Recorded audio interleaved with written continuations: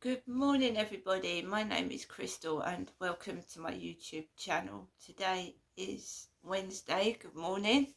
I hope everybody has a great day today. Wherever you are, whatever you're doing, I hope you have a wonderful day. I'm here in my flat in Rochester, Kent. Just woken up with a bit of a headache this morning. It's getting colder in the mornings, a bit chilly. So I think I've got a little bit of a cold, but I'm sure it'll wear off. Sometimes I do. I go to bed feeling fine, and then I wake up with a headache. It's just one of those days. Never mind. So good morning. The sun is out, but it's chilly this morning. It's definitely wearing a coat time, I think, when I go out and walk my dog later on. So I've got up this morning. Alexa wasn't on. I unplugged Alexa, so I wasn't woken up to Alexa telling me what the weather was like this morning. No, I heard movement from upstairs. When you live in flats, especially flats that aren't soundproof, the walls are paper thin, and I can hear footsteps on the ceiling, so you get woken up anyway. If you've got someone living above you, you're going to hear their footsteps. The flats aren't soundproof. When I go to the doctors, the rooms then aren't soundproof. When I last went to the doctors, I could hear the person in the next room. Not all the words and all the sentences, but you can hear someone being with the doctor in the next room or the nurse.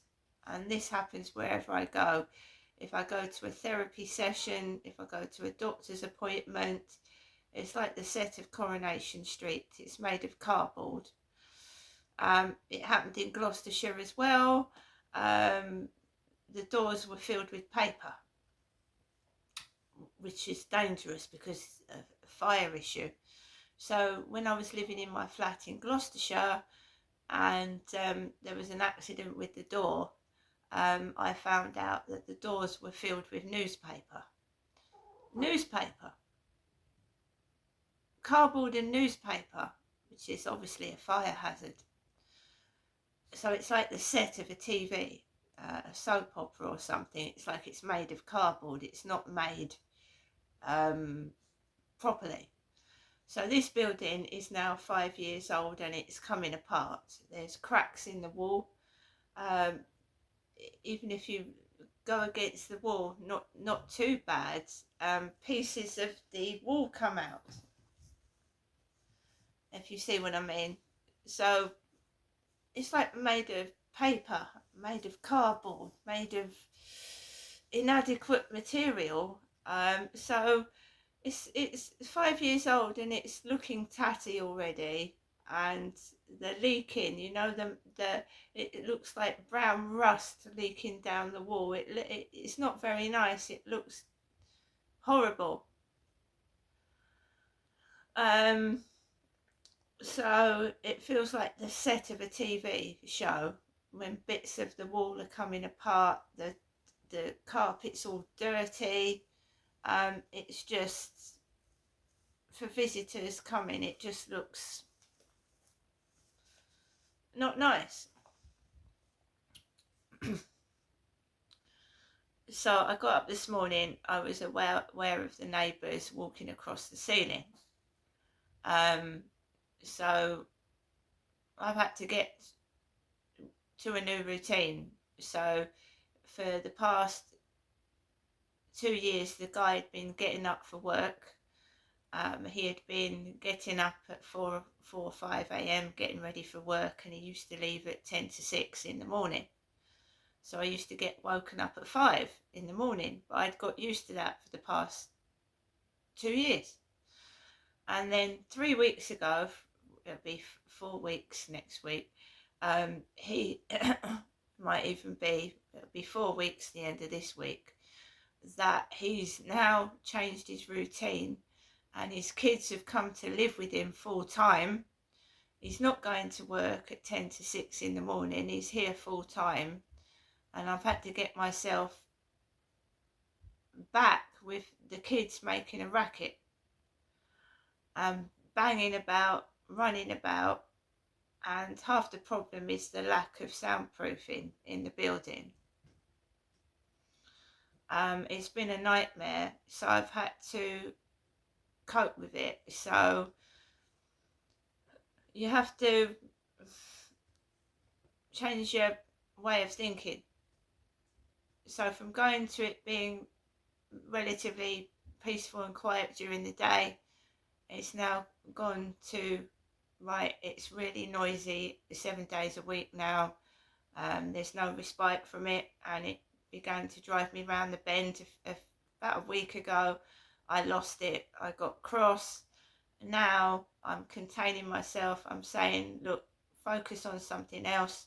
This is not going to make you very well. They want to crush you. They want you to get sick, maybe get depressed, and end it all. And I decided, right, you got to stop, just stop. Ignore it. Focus on something else.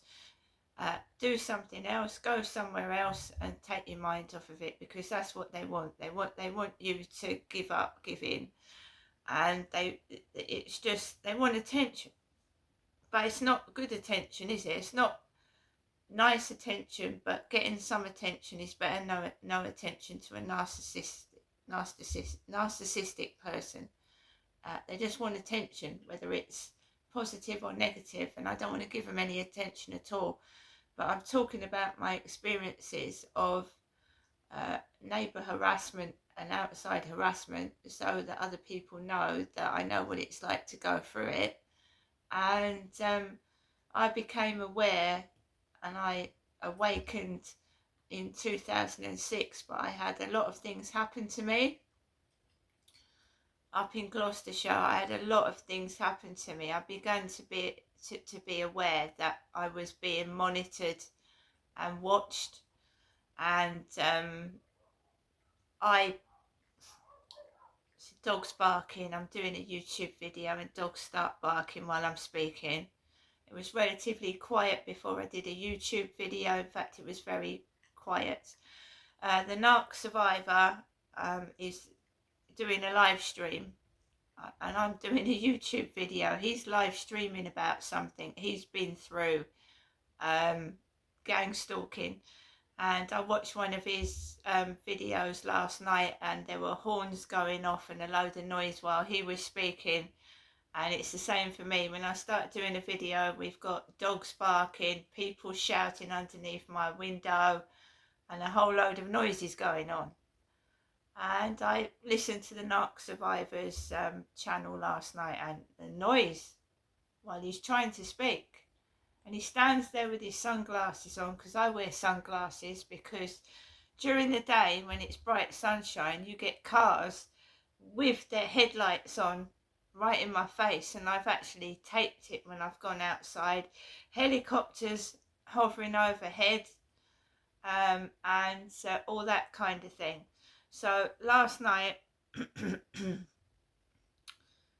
I took Max out for a walk, usual time, and I'd done a live stream on TikTok. So I'd done a live stream for about an hour and 10 minutes, 20 minutes, around about 5:30 to it must have been about 5:15 to about 6:30, something like that. I did a live stream on TikTok, and I hadn't done a live stream for over 3 weeks, because that's when the noise upstairs started.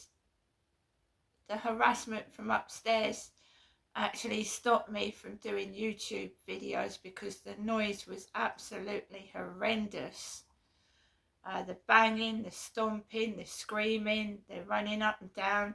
We've had bad language, swearing, and it put me off doing TikTok live streams.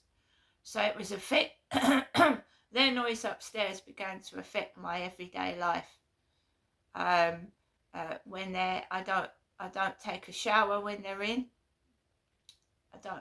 Ever since Sean Clark, a guy I met on a dating site, told me to go in the bathroom and do certain things. I don't take a shower when they're in upstairs or next door. I have a shower when they're all out, because it's just made me feel vulnerable. And I'm not saying they are, but it made me feel like someone's watching when I'm having a shower or I'm in the bathroom. And that's what they do. And they want to stop you showering and keeping clean. Also, I noticed in my old flat, somebody kept disposing of my deodorant. So my deodorant would go missing. Now deodorant's actually expensive. Anyway, so I make sure I've got loads of deodorant. But at my old flat, they used to get rid of my deodorant. And you start to smell, stink. So I've got deodorant in the bathroom. I always make sure I've got loads of deodorant, and they get rid of your stuff. Destroy clothing, throw your lipsticks in the bin, your clothes. Abusive partners, they throw your belongings away in the bin, tear your things up, stub their cigarettes like out in your handbag, and then destroy your property and you can't afford to replace it, so you end up with no clothing, no deodorant, and you look a mess.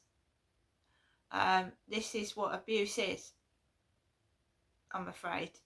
That's what abuse is, and it's also a narcissistic person trying to keep control of you and make you look like you're dirty. This is what has happened to me in the past by abusive partners. They destroy your property, throw your things out, and you can't replace them, and then you look a mess. But it's not you, it's them. They're destroying your stuff, stealing it, and throwing it in the bin. That's what I've experienced in the past, no word of a lie. A lot of it is jealousy. They're jealous of you. They don't want you to meet a male partner when you leave them. They don't want you to meet another male partner, so they slander your name, and they cause trouble, and your life is a misery. And I'm still watching my back today. I'm still watching behind my back. And I'm still wary about everyone I meet, whether they're a true person or they're going to stab me in the back or they're relaying information back to an ex. So my life has been like this for almost 20 years of harassment, abuse, watching over my back, and people trying to destroy my property, make out that I'm this and that. I'm not. I'm just trying to survive abuse from narcissistic ex-partners. So it's difficult. So even when I go outside, I'm aware that it's not normal what's going on. Whenever I go out, it's like it's staged, it's orchestrated. I'm being stalked, watched, harassed, people trying to cause trouble and make out that I'm the trouble when it's them. That's why I take my phone out with me and I take what's going on. A lot of it is drugs as well. I'm inhaling drugs when I go outside. So I get a headache, makes me feel sick. Last night I went out and there was a load of lads on cycles. As I walked up to the field, there was a lad on a bicycle, and he decided to sit on the bench that looks like a throne on the field. So I decided, right, I've had enough of this, So I decided to walk around the block, but where the main road is. So I walked right down to the bottom of the road, and I went up towards the Esplanade in Rochester, and it's near the castle gardens. It's opposite the castle gardens with all the pretty flowers. And I walked up the stairs opposite the Esplanade where the castle is, and I had a nice walk around near the castle, but I was aware of young people everywhere. Young men, young women, everywhere, on bicycles, sat about, and I felt uneasy. So I didn't stay very long. I walked around I took a few photographs of the surrounding area of the castle and the cathedral, but it was not giving off good vibes to me, and I felt a bit out of place because it was full of young people in their late teens and 20s, and I felt uncomfortable. So I took a few photographs, and then I obviously took Max with me. It was a dog walk, so I walked around, took photographs, and as I was trying to get my way home, there was a man and his kids, and they were like upstairs making a lot of noise and in my way. So I had to walk in the road to get around them, and I was obviously being careful because I didn't want to get run over, or Max. But there was kids on the path, and they were collecting horse chestnuts, conkers. At that time, it was getting on for 8 o'clock. 8 o'clock, it must have been about 7:30, getting on for 8.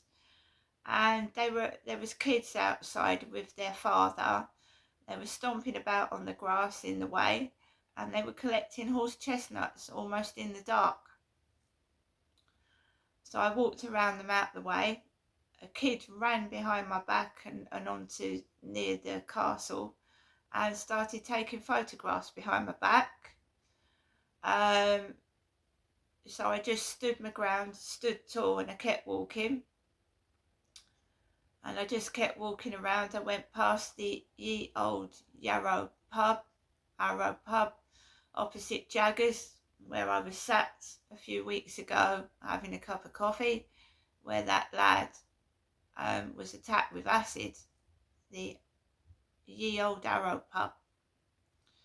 Walked past there, and then the main road is quite dangerous. You have to be careful when you run over it. Cars speed down the road, and you just have to be careful. And I had inhaled a load of weed. People walked past me wearing aftershave, perfume. I smelt weed, a strong smell of weed everywhere. And I had to get myself home in one piece without getting run over in the middle of the road. That's why I don't go out much round here. It's worse in Chatham. All you do is go. There was weed smoke inside the flats, weed smoke out of it. I spent 24/7 being out of it all day long, and I'm glad I got out of that place. You can still smell cannabis every single day when I go out, but I can come inside my flat and shut the windows. At my old address, every time I went out of my flat, there was weed smell, strong weed smell. I used to have headache after headache, and it made me feel sick. When I was on my own, Max.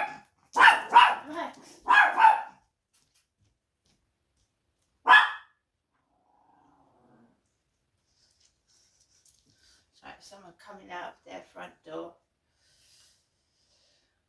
So I just lived in my old address. There was weed smoke all in the building. A neighbour opposite used to come out wearing strong aftershave, and I mean, it smelt like aftershave she was wearing. I would literally come out the door of my flat, and sometimes the smell was so strong I'd get a violent headache and have to stay indoors.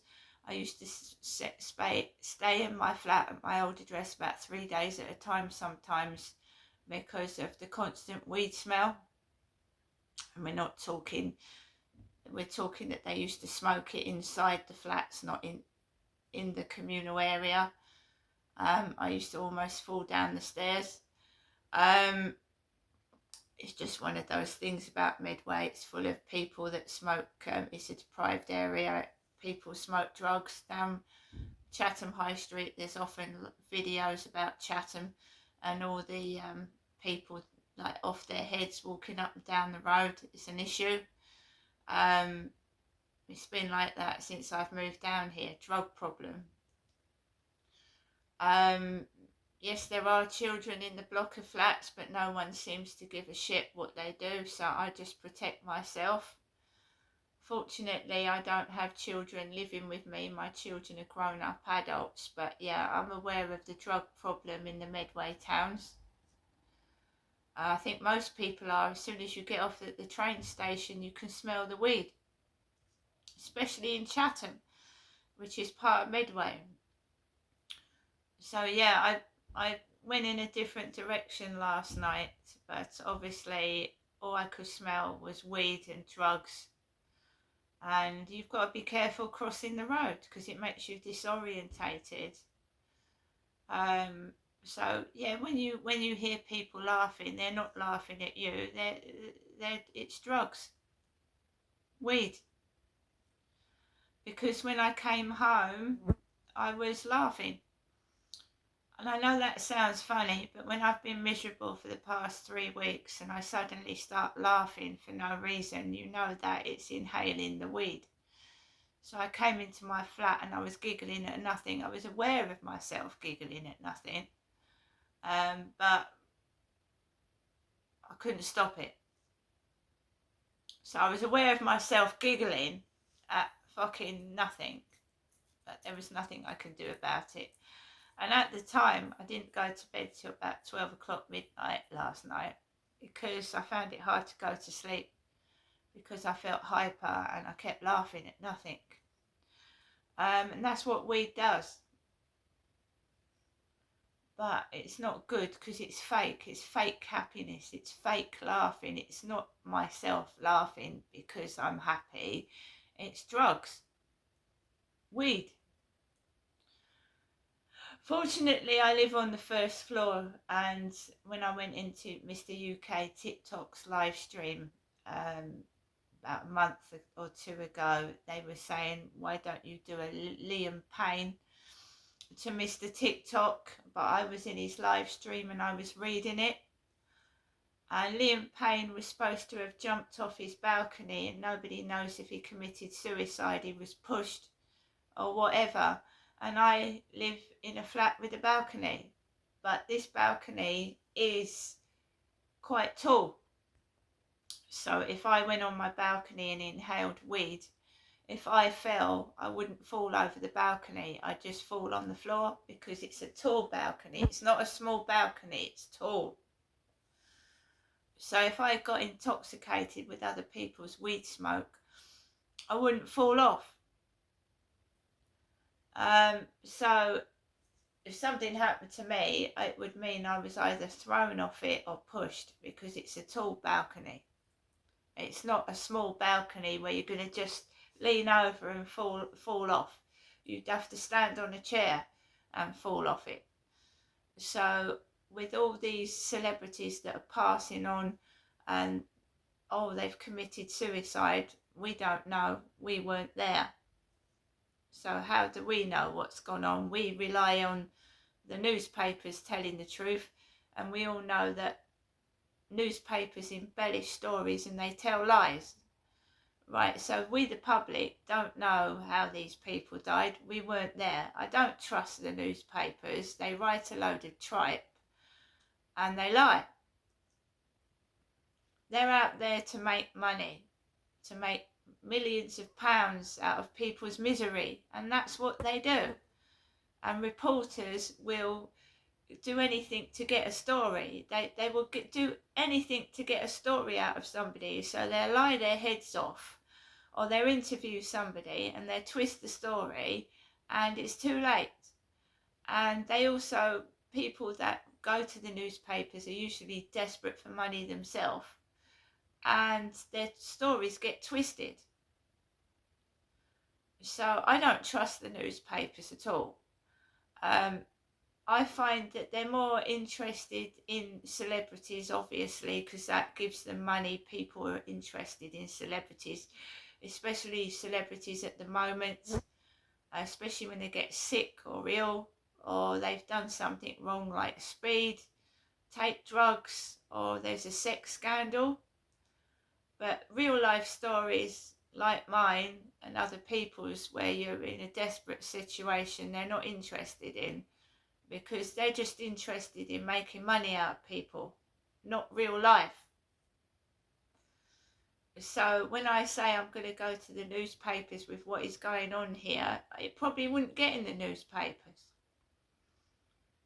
No, because they're not interested. I'm nobody. I'm just a member of the public. They're not interested in my story.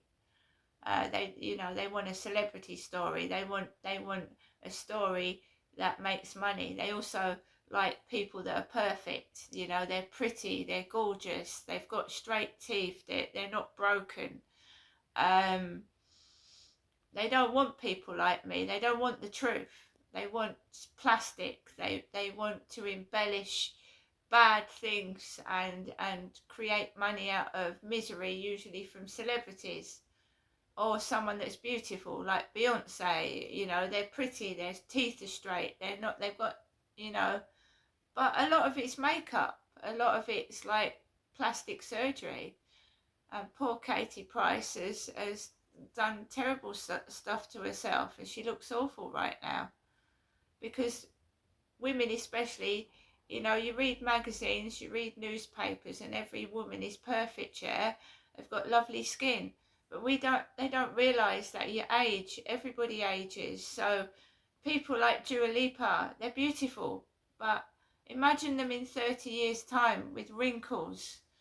And Dua Lipa would be reading the newspapers and magazines and seeing people in their 20s, like all beautiful skin and perfect. But we all age, and it's nothing we should be ashamed of, getting older.